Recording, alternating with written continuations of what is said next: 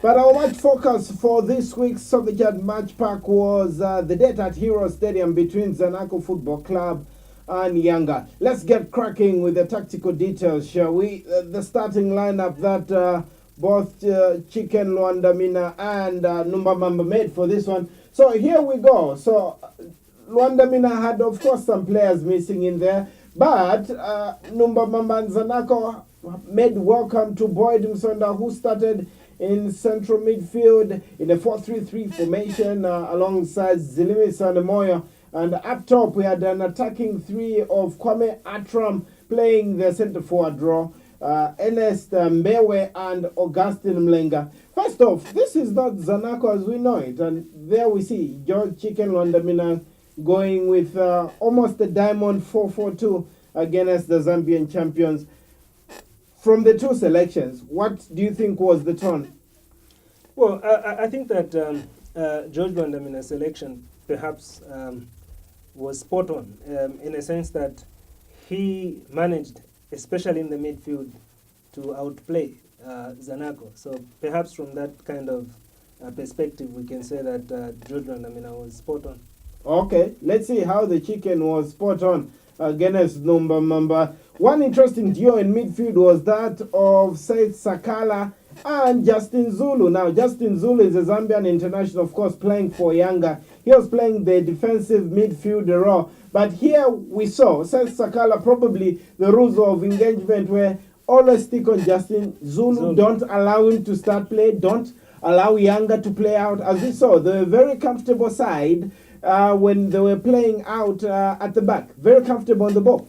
I think that they were very comfortable at the back. They were comfortable also in attack, especially if they are attacking from the wings.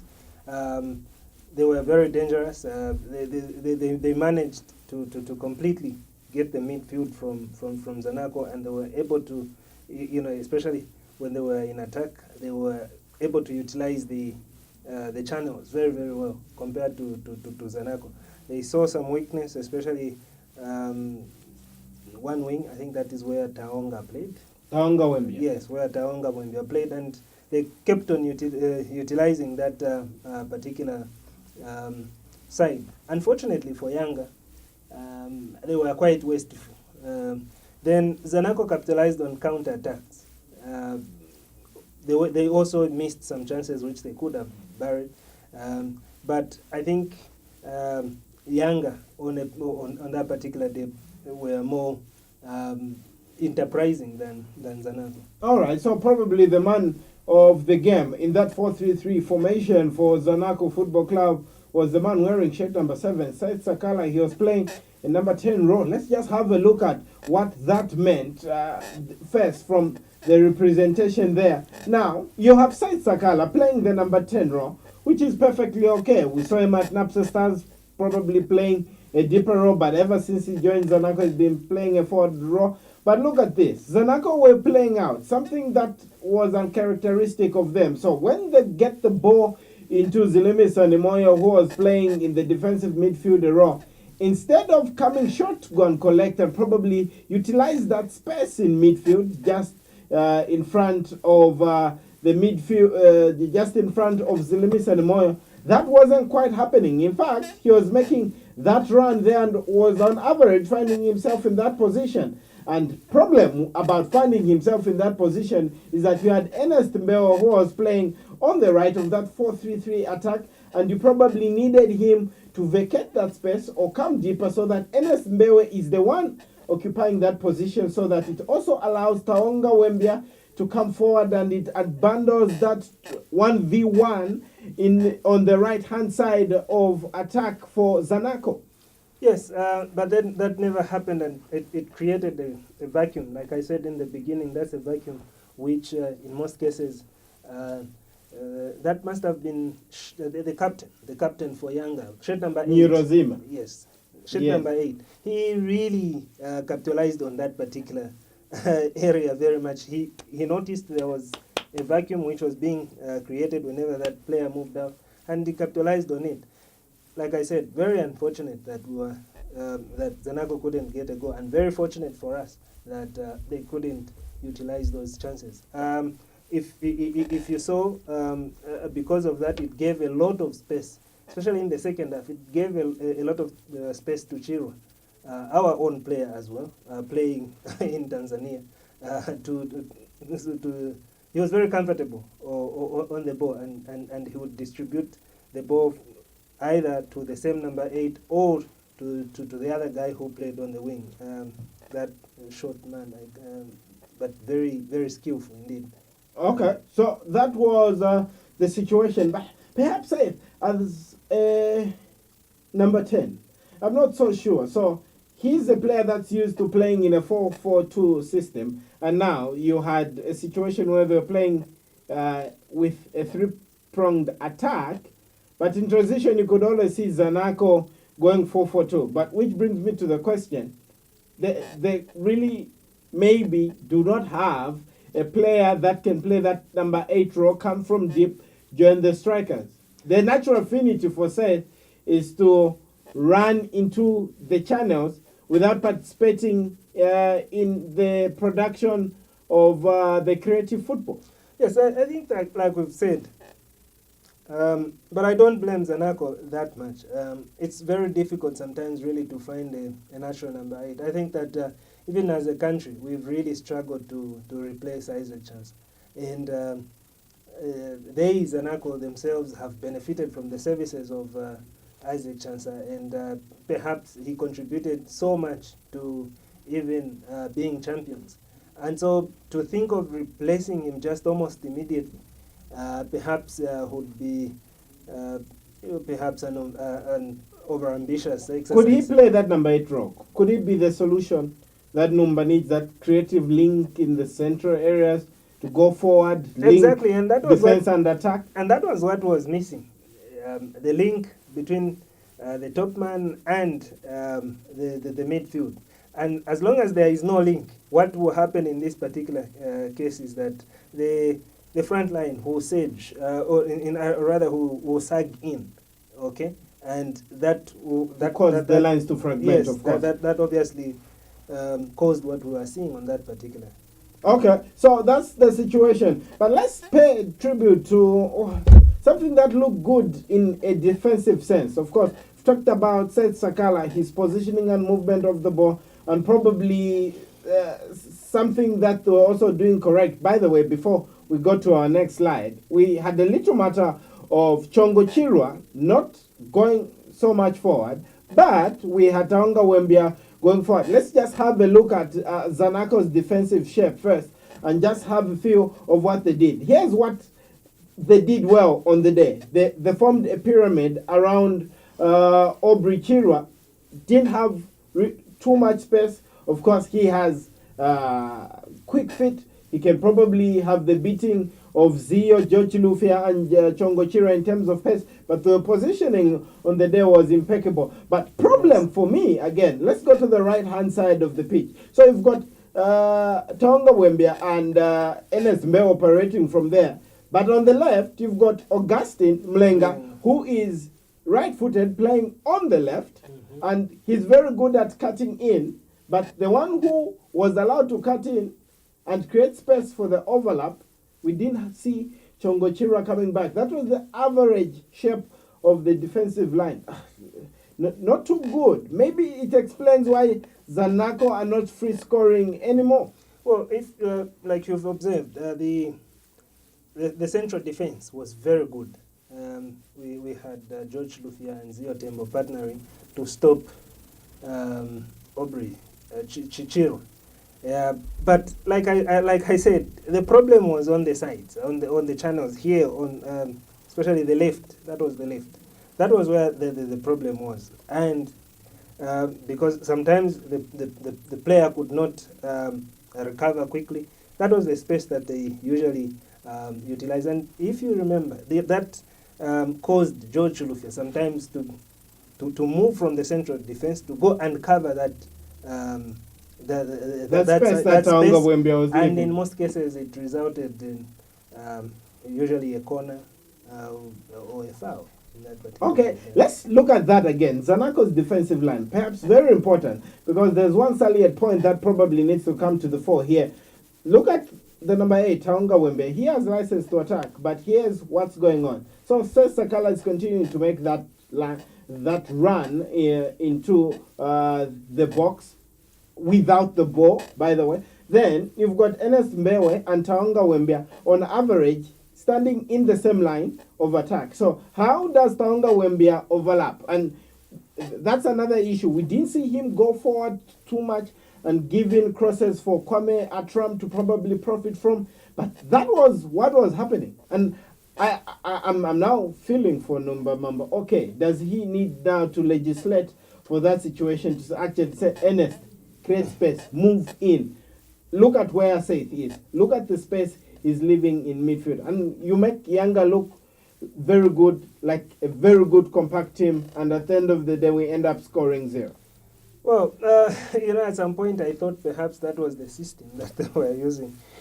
Perhaps they were just trying to capitalize on counter-attack. Yeah, but it was because of such, inefficiencies. I really sympathize for Coach Numba. And I think it's because of limited choice, I think we've been able to explain this point. I think that this is no longer news. Really, Zanaco lost a lot of players that could have played more effectively in that position. And, maybe let's just wait and see how they will adjust. Perhaps the same players will really rise to the occasion and adjust. Because I think that is what he's trying to do. You work with what you have at that particular moment. I think maybe that is just a strategy he's trying to build.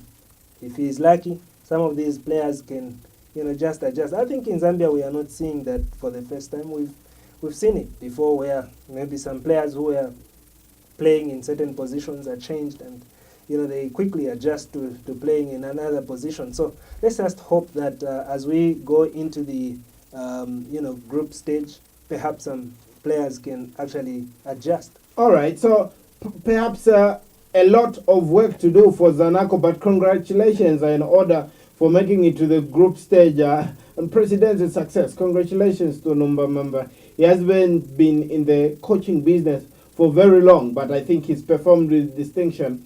I think to a very large extent, he's actually even performed better than some of the people I found in the industry. So let's get the post-match comments from both George Lwandamina and assistant coach for Zanaco Football Club. That's Dabi Chilufya after the game on Saturday.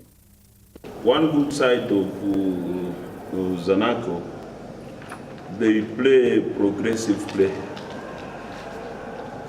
If they continue pushing the way they are pushing, it's layers Zanaco to go back. If they go forward, they have to go forward. That's one of the positive in the approach. If they continue working in the same way and improving technically, because if you are to use the fast break way of playing, you need players with the eye technical. Then you'll be able to excel in your endeavor.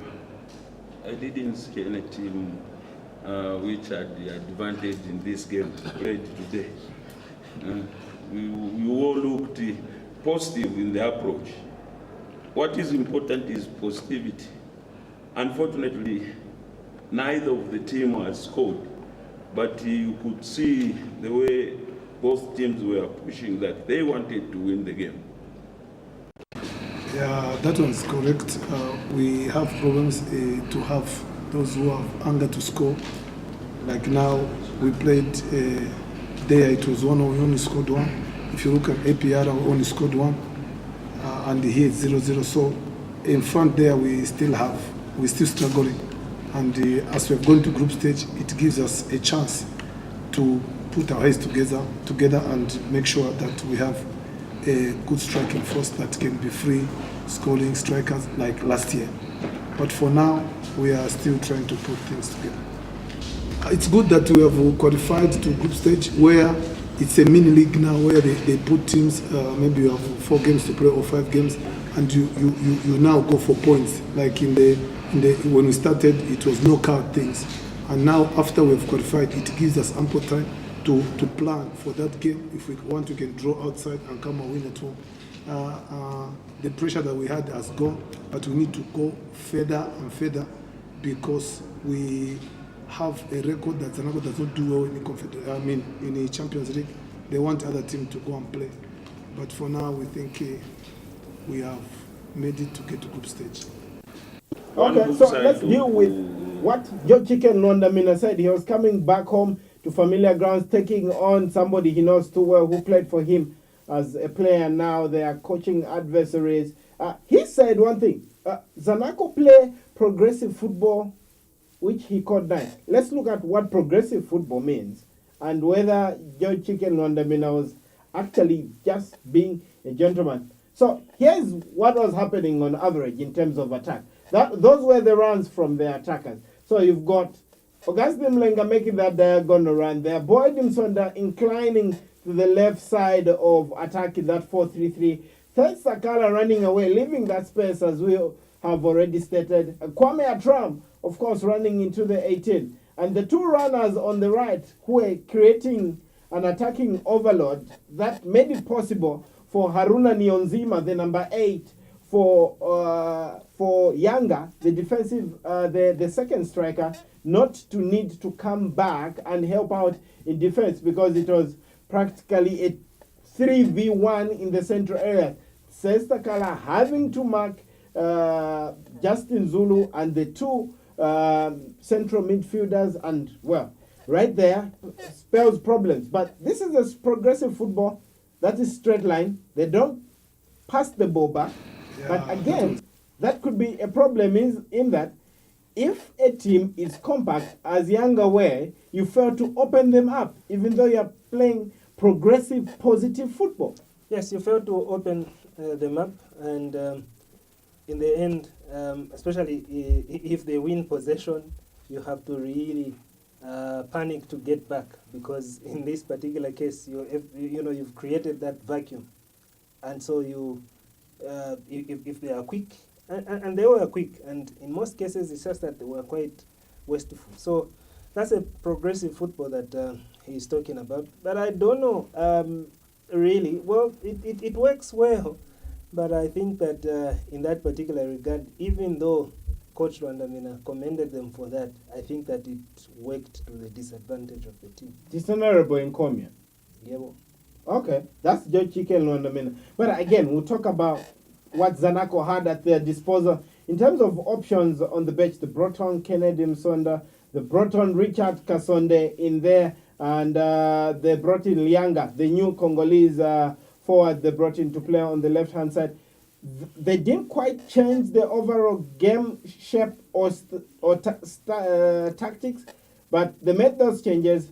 And again, similarly, we didn't get a goal from Zanaco for their troubles. No, there was no change of tactic. I think that they played the same system even when they made those changes, and I think that this was one of the most difficult games that Zanaco has ever played. I think that when one player was even substituted, you could see some of the players very, very excited indeed. But again, where the supporters were disappointed that, even the substitute didn't create the changes that they were hoping for. So it is, like I said, this was one of the very, very difficult games for Zanaco. And like we said, we hope there will be, so much change going forward, because playing perhaps teams from North Africa who are not as wasteful as perhaps Younger were, it could be anything.